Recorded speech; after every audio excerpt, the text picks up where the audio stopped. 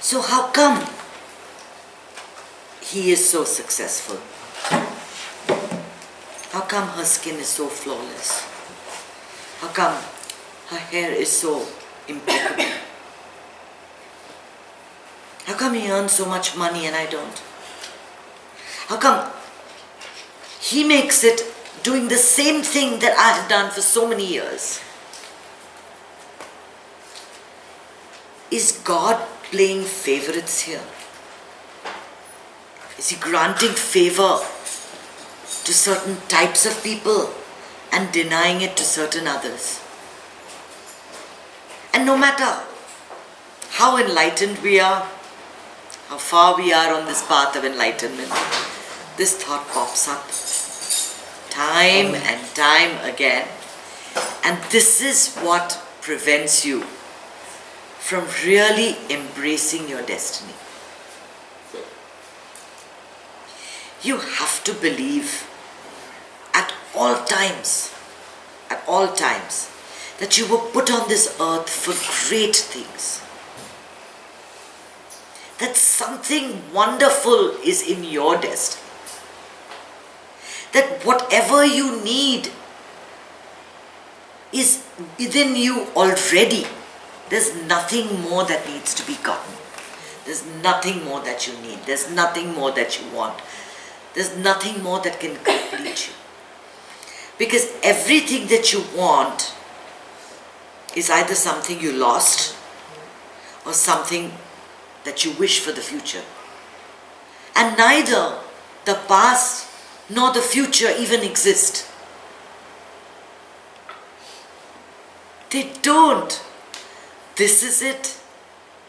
This is it. I say it again and again and again. I don't know if I'm reminding you or I'm reminding myself. Maybe both. We all need reminding. We're all on a path. We're all at different stages of evolution. We all have different destinies, all have different talents, all have different strengths, all have different desires, values. But there is a one common thread of consciousness that binds us together. Something that you can't put a finger on, which we are all steeped in.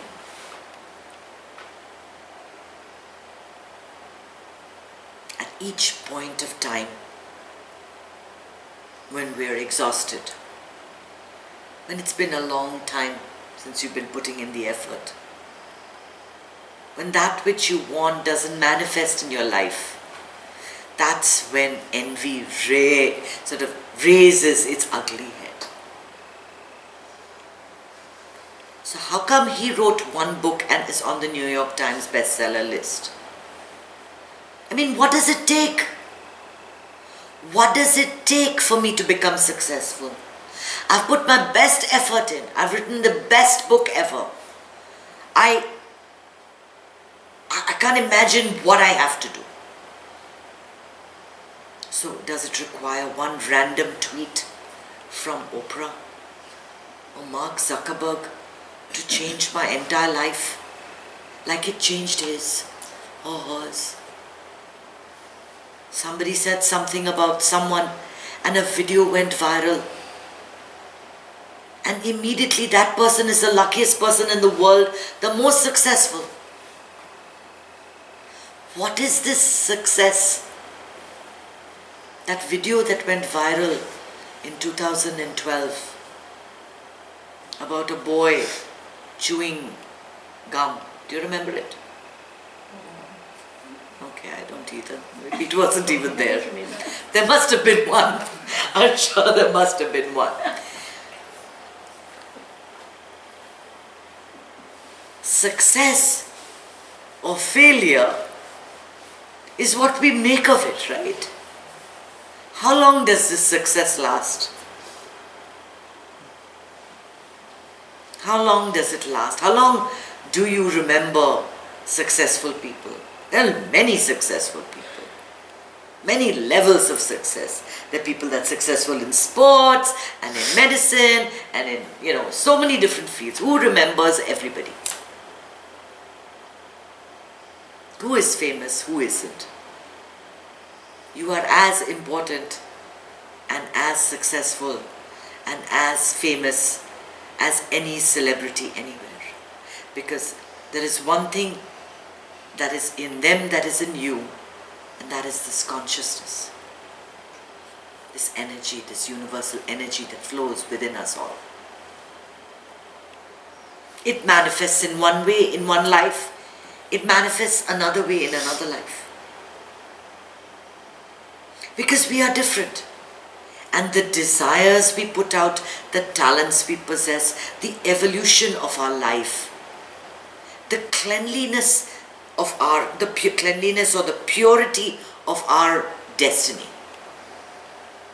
How focused are you on this destiny that you want, this thing that you want, or how feverish are you? How emotional are you? And how dispassionate are you? One thing I'll tell you, the universe loves people that say, it's not going to work out. Because that's the easiest thing for it to provide. It has to just provide what you're thinking. That it just doesn't work out. That you think it's not going to work out.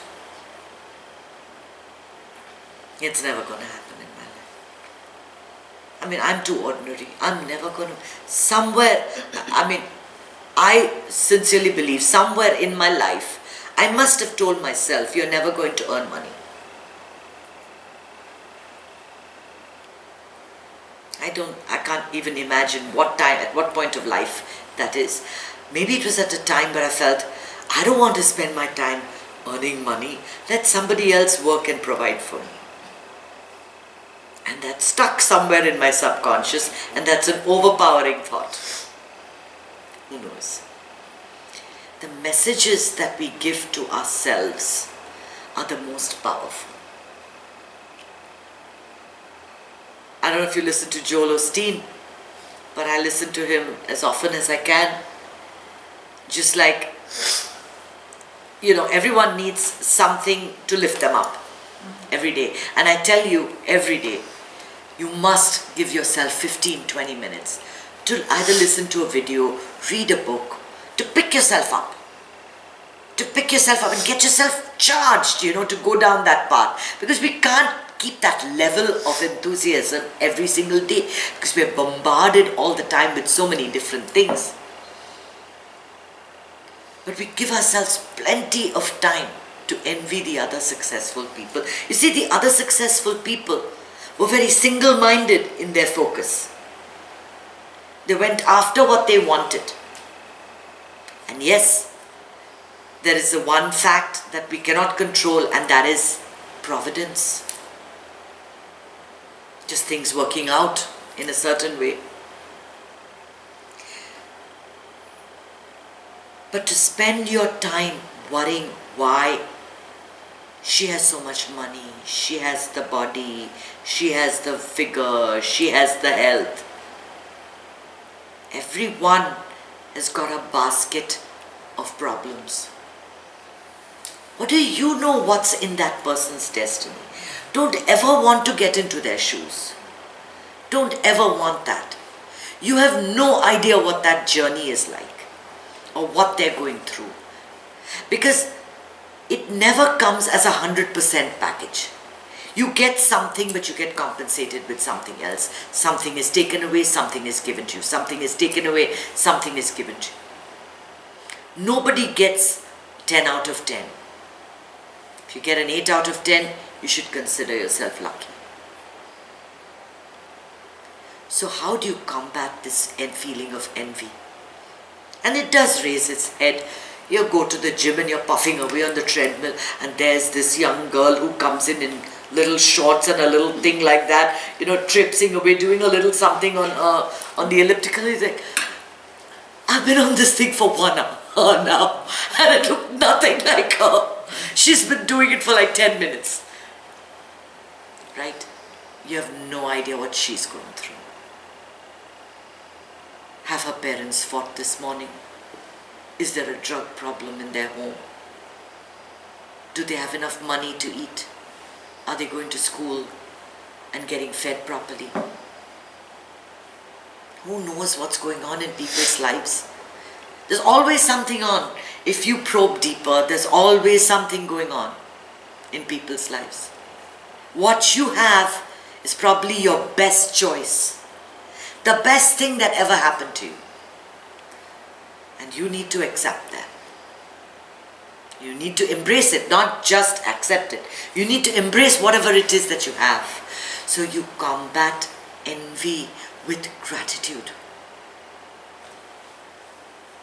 You wake up in the morning and you say, thank goodness, thank God, I've got one more day to do what I have to do. Whatever it is that you have to do. And you do everything that you do with 100% effort. Whether it's folding laundry or cooking lunch or writing an email or going shopping or attending to the plants, whatever you do is important in that moment. It deserves your complete attention. Our problem is that while we are doing all that, our minds are somewhere else. We never really enjoy. That's why these workshops are very, very good. Because when you come into the workshop, you have a tendency to drop all your problems at the door. You come and say, I'm just going to flop. Like, I'm just going to let it all happen. And then the meditations are deeper. The breathing is much more profound. Because you've allowed your mind, your problems, to get a back seat. That doesn't happen in daily life. That doesn't happen. You continually are bombarded with desires, with things that need to be done. And when you can't meet those desires, you wonder why that person is able to do it. And that person is able to do it. And they are so successful. And that person has the Jaguar and you're driving this, a ramshackle little whatever you call it. The wheel is coming in your hand. The tires are falling off. It's scratched so badly. You haven't cleaned it for months. All the papers for the last year are there. All the stuff that your kids ate for the last 2 years are on the back seats, stained on the back seat. Why is mine like that? Yours could be anything you want it to be. Your life can be anything you want it to be. It's all happening now. And you are wasting your energy wanting something else. When you actually have everything you need. We continually want that treasure. There's a story, a Sufi story which I love. There was a beggar living at a street. I think I've told you this before, but you may not remember it. There was a beggar living in a street corner in a very busy town. And his life was in that corner, right? He begged there, he slept there, he ate there, he went to the cars, got the money, did all of that. He would come back to his spot. And always sad that he never found the treasure he wanted. And one day he died. And the people of that city decided they would dig a hole and bury him there. And as they dug the hole, they found a big box. And as they opened the box, it was filled with gems. Rubies and diamonds and silver and gold. And this man, for his entire life, had been sitting on it and had no idea. So the treasure that you're seeking, this happiness that you want, this peace of mind, this success, this abundance, all of this that we are all dying for, is all the treasure within us. It is just within you, and the whole process of knowledge, breathing, meditation is to empower you and allow you to access that treasure. Right now, right this minute. to tell yourselves that this is it and I love it. I love every minute of this journey. I love what's happening. Good or bad, you have to embrace everything. And when you feel that the other person has more, sit even for 5 minutes in a day. Sit even for 5 minutes and just see how many ways you are blessed. Your child is healthy. It could have had a problem. You only have bad health. But you have lots of money to pay for it. You have no money and a sick child, but you have the physical strength to look after that child. We have everything that we need for the life we have picked. And make no mistake, we picked this life. We picked this life because there was something to be learned. And if we go through our entire life without waking up to the truth, waking up, saying, oh my God, this is all a dream. I need to realize that in 1 minute I could be in the nostril of a giant. I love that. I love that. Bacteria in the nostril of a giant. That's all you are. And you think that that piece of bacteria is doing better than you. So what? So what? What is success? What is failure? Every moment has the potential for success. Every moment has the potential for failure. It's how you view your life. And that celebrity that you think is so successful and that you wonder how they're like that, they wonder how the other celebrity is so happy and got such a good looking guy. They're not happy. Not completely. They don't think what they've done is any great shakes. They're looking somewhere else. At any point of time in your life, there is always going to be someone who is better off and who is worse off. Always. There's always someone who is envying you, even as you envy someone else. It's like a bitter poison that you're swallowing. You're just taking, bits and bits of strychnine, however you pronounce it, and ingesting it. Because what does envy make you feel? It makes you feel insufficient.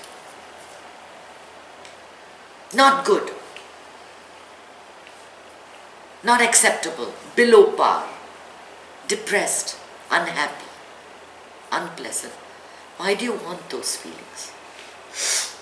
We welcome those feelings because we are not even aware that it's risen its head. Which is why thoughts are like bubbles.